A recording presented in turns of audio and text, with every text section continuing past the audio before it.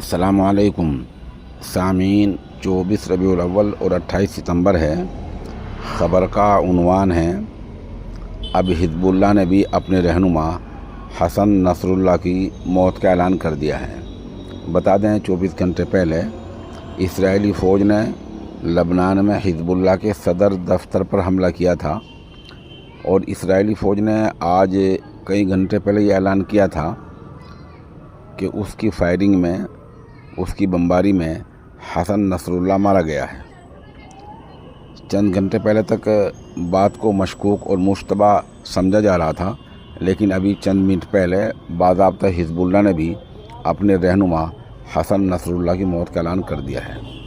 میں نے اپنی دوسرے چینل پر ابھی چند منٹ پہلے بتلایا تھا کہ اب اسرائیل کا خوف ایران تک جا پہنچا ہے، اور ایران کے مذہبی رہنما آیت اللہ خامنئی کو محفوظ مقام پر منتقل کر دیا گیا ہے، اور ان کو سخت پہرے میں، سخت نگہداشت میں رکھا جا رہا ہے۔